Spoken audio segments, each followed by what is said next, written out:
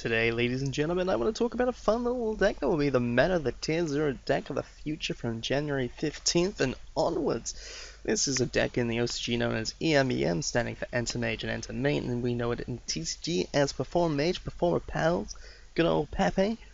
I actually must say that I do enjoy the deck, but I also do believe it is one of the most silliest decks that we've had in Yu-Gi-Oh! In a long time. The generation of advantage is way too much, followed by the fact that you can shut your opponent's turns down by establishing a strong board. If you recognize my opponent's sleeves, then good for you. I also really enjoy Hearthstone. Okay, let's get into why I think this is unfair. So I was playing EMEm and I was against Blackwings, and it felt like it didn't actually matter what he was playing. Look at this hand, do you spot it? Do you spot how I win this exact turn? Because that's it. That's all you need to do. You just need to win one, play a turn and win. That's it. The hands look strange when you're playing it for the first time, but an experienced player will be able to look at it and be like, okay, so the first move is definitely Skullcrab Joker, and then baiting out a Vader or something. And then you search Turtle, and then so many plays, and you go off from there.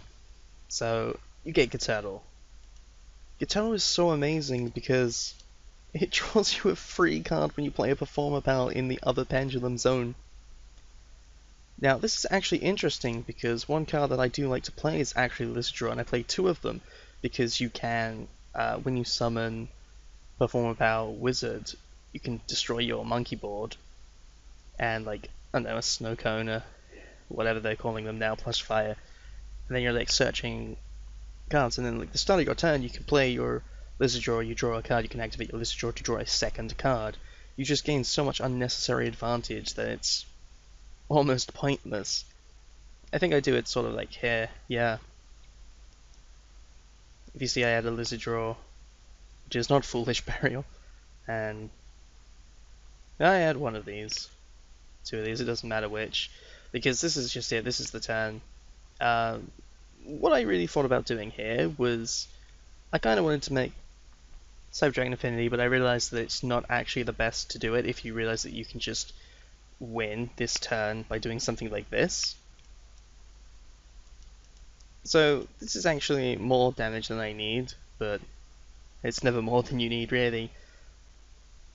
Because, 8,000 is pretty high, I guess. It's not actually that high anymore, so this is actually 42, and then that makes that 77. No, it doesn't. 67. Where's my maths? So that's a bit over. A bit over. What? And it's bam. Bam. It doesn't matter what they're playing. If you get Masquerade out, then it's it doesn't matter what their hand is. They can't win with it. I'm going to show you a glimpse of the mirror match. The mirror match is actually really unfair, if you're thinking the deck's unfair already. Okay, so back with the mirror. Okay, it's not exactly a mirror. This guy is actually playing a Magician variant with Turtle and Monkey Board. And Odd-Eye Unicorn, which I don't know what it does, but it doesn't matter. The fact of the matter is that he doesn't have Wavering Eyes or Damage Juggler, and I do. So, unfortunately, that means that I win. So he's actually going first, which is an even bigger disadvantage. So look, he doesn't gain any cards. He doesn't play this to draw an extra card, which would have been Zianki. And he doesn't use that to search out Odd-Eye. What's it again? Just Perform Pals? Yeah, just Perform Pals. So the only performance he's actually playing are Skullcrab Joker, the Monkey Board, which he can't search out himself, and the Guitar, which is already there. You only play one Guitar.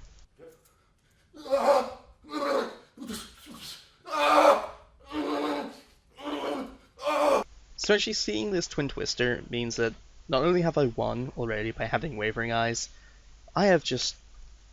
there's no questioning that I've won. If you can see the play, it's pretty straightforward. You Twin Twister, you pitch your Damage Juggler, you get rid of the back row to just to stop like any kind of like Wavering Eyes business. The only downside of this would be if he actually has a damage juggler in his hand to Wavering Eyes. Wait for it. This exact moment. Knowing that he doesn't was actually a huge thing because, you know, you realize that you can just kill him so much easier. If you don't know what Wavering Eyes does at like more than 2, which I don't blame you, that you should really read up on them. Like, damn, this is going to be so important. So, if you can hit 4 pendulums, like, if both failed and you resolve your Wavering Eyes, you win. That's it. You get a Wavering Eyes from your deck, you banish a card on the field, you add a Pendulum monster, and you burn 500. 3 or more, it's just like, you just banish one, but adding another copy is so insane. Oh. Here's the play, yes. 2 free cards. See, I thought this was really ridiculous. I'm gonna let it run out because, like, ugh, so many things happen, and I just don't understand how this deck can be legal because it's just gaining so much unnecessary advantage. Like, look at this. That's 5 monsters on the field, 2 Pendulum Zones, and 5 cards in hand. That's 12 cards, and I started with like 6. I've doubled my hand size. And they think this is fair and gonna be fun? Masquerade in the mirror is actually really important because if they have a damage juggler, it's not getting used. And then you kill them. It's sort of reminiscent of how Necros used to play against each other. They had a fun little paradox of you either leave something up and get trished, or you don't and die to a Masquerade. But I'm just like here to say that this deck is so unfair. It actually, I feel like I could have just passed my turn. He'd draw that. I don't exactly know what he would do. I don't care what he would do. I don't feel like he'd be able to kill me. He may be able to replace that, so he gets a free. And what's a high one? 8. We'll say 8. Let's say he like gets rid of one of these. No, there's not much he can really do between 3 and 8 when he's got like a turtle and a monkey board, apart from the magicians. But I'd just be able to like, I could normal summon this, use this to get a hack trigger, and that'd be it. Cowboy, pow. Foolish burial.